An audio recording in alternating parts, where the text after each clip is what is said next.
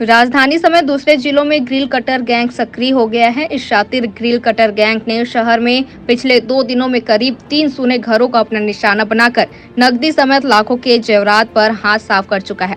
रायपुर, दुर्ग, कांकेर और महासमुंद में चोरों ने लगभग एक ही तरीके से चोरी की वारदात को अंजाम दिया है।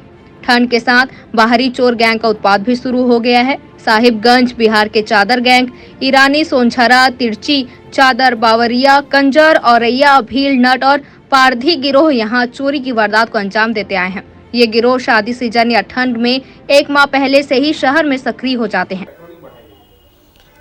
ठंड के दिनों में कुछ चोरी की वारदात होती हैं, जिसको ध्यान में रखते हुए वरिष्ठ पुलिस अधीक्षक महोदय द्वारा सभी को निर्देशित किया है और क्राइम टीम को भी निर्देशित किया है कि सघन गश्त की जाए। और क्योंकि रात बड़ी होती है और ठंड के दिनों में लोग ठंड के कारण दुबके रहते हैं, इसका फ़ायदा उठाकर कोई चोर इसमें घटना न कारित कर दे, इसके लिए सख्ती से पेट्रोलिंग करने के और गश्त करने के निर्देश दिए गए हैं और इस पर कार्रवाई जारी है।